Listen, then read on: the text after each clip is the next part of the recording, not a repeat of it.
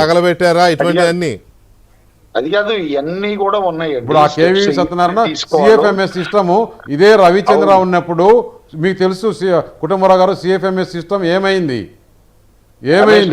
వాళ్ళు ఇష్టానుసారంగా ధనుంజయ రెడ్డి చెప్పిన ధనుంజయ రెడ్డి ఇన్స్ట్రక్షన్ ఇస్తే కేవీవి సత్యనారాయణ రమేష్ గారు ఒక్క నిమిషం, రావత్ ను ఏ విధంగా సెలవు ఇస్తారు? రావత్ కి చెప్పనివ్వండి ఒక్క నిమిషం రమేష్ గారు ప్లీజ్. ఇప్పుడు సిఎఫ్ఎంఎస్ సిస్టమ్ డిజైన్ చేసినప్పుడు ఏపీ సిఎఫ్ఎస్ఎస్ ఆర్గనైజేషన్ లో నేను కూడా డైరెక్టర్ రమేష్ గారు సిస్టమ్ ఎట్లా పనిచేస్తుందో నాకు తెలుసు.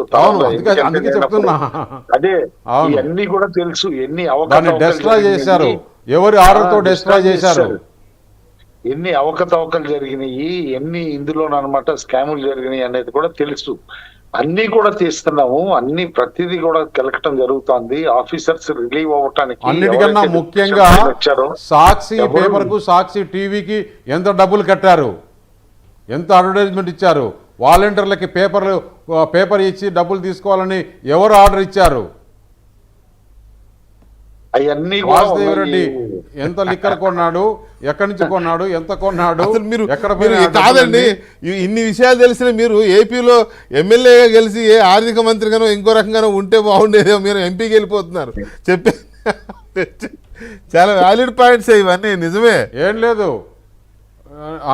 ఇవన్నీ మేము చంద్రబాబు నాయుడు గారి మీద ఇవన్నీ కూడా చెప్పి ఇవన్నీ ఎంక్వైరీ చేసేదానికి మా వంతు కూడా మేము మాకు తెలిసిన ఇన్ఫర్మేషన్ కూడా రాష్ట్ర ప్రభుత్వానికి ఇస్తాం, కుటుంబరావు గారికి ఇస్తాం.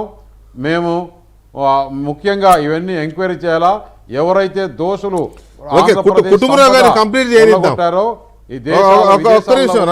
తీసుకురావాలి. రమేష్ గారు కుటుంబరావు గారిని కంప్లీట్ చేయనిద్దాం. అసలు ఆయన వ్యూ ఏంటో చూద్దాం ప్లీజ్. కుటుంబరావు గారు, ఇందులో సెకండ్ థాట్స్ పెట్టుకోవాల్సిన అవసరం లేదండి రమేష్ గారు కానీ ఇంకెవరైనా సరే అనమాట. ఎందుకంటే 100 రోజులు కాదండి, అందరూ పారిపోతారు.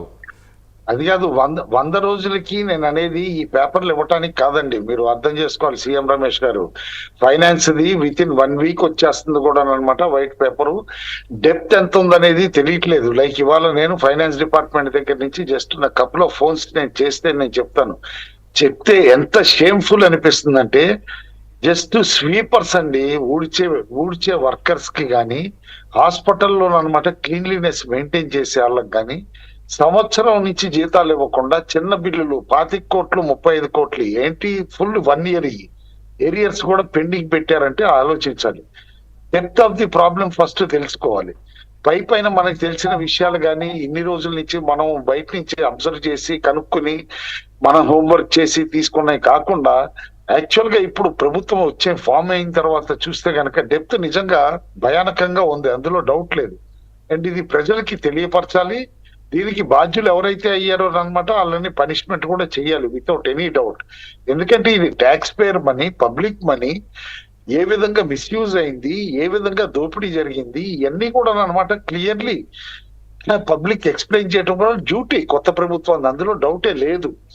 అయితే నేను అన్నది ఇందాక 100 రోజులు అన్న దాంట్లో ఏంటంటే ఒక్క డెవలప్మెంట్ ప్లాన్ అంటూ అపార్ట్ ఫ్రమ్ దీస్ ఇష్యూస్ అనమాట డెవలప్మెంట్ ప్లాన్ ఎట్లా చేయాలి ఏంటి అనే ఇష్యూస్ పైన కూడా దృష్టి పెడితే టైం సేవ్ అవుతుందని. ఇంకోటి ఇప్పుడు కేంద్ర ప్రభుత్వంలో కూడా వెంకటకృష్ణ గారు 81 is the maximum ministers permitted.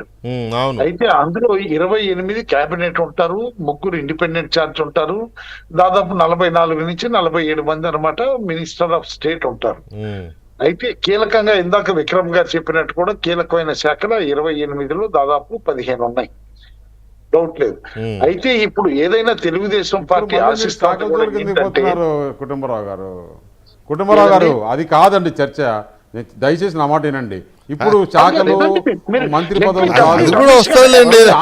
Ramesh గారు అది కూడా వస్తుంది, రాకుండా ఎలా ఉంటది? ఇప్పుడు మంత్రివర్గాల గురించి మాట్లాడొద్దు అని అంటే మంత్రివర్గాల గురించి మాట్లాడకుండా ఎలా ఉంటుంది? అక్కడ ఎన్డీఏ కూటమి ఫామ్ అవుతోంది, చాలా ప్రయారిటీ ఇష్యూస్ ఉన్నాయి. కాదు ఎన్డీఏ ప్రయారిటీ ఇష్యూస్ ప్రభుత్వం ఏర్పడాలి కదా. ఫస్ట్ ఎన్డీఏ కూటమి ఏర్పాటు అవుతోంది, మంత్రివర్గం ప్రమాణ స్వీకారాలు చేయాలి, వాటిని బట్టే ఇవన్నీ వస్తాయి, రాకుండా ఎలా ఉంటాయి? ఎనీవే చూద్దాం ఏం జరుగుతుందో. జస్ట్ రమేష్ గారు నేను నా మాట కాస్త ఇంటే ఆయనకి డౌట్స్ అయ్యి ఉండవు. నేను అనేది అది ఎందుకు చెప్పానంటే ఆ కూర్పు అందులో ఏదన్నా ఆశించినా కూడా తెలుగుదేశం ఏంటంటే రాష్ట్ర ప్రయోజనాలు, రాష్ట్ర అవసరాలు ఏమున్నాయో చూసి దాన్ని బట్టి ఆశించటం జరుగుతుంది. అయితే అవి ఎన్ని ఇస్తారు, 4 ఇస్తారా, 5 ఇస్తారా, లేకపోతే 3 ఇస్తారా, ఇవన్నీ కూడా ప్రధానమంత్రి గారి విజ్ఞతకిను కోalition మేనేజ్మెంట్ కి ఉంటుంది. అయితే Right. నేను దీన్ని రివర్స్ గా ఆలోచిస్తా. నేననేది ఏంటంటే రాష్ట్రంలో ఇప్పుడు 5 సంవత్సరాల నుంచి కేంద్ర ప్రభుత్వ శాఖలే కదా ఇన్వెస్టిగేట్ చేస్తుంది.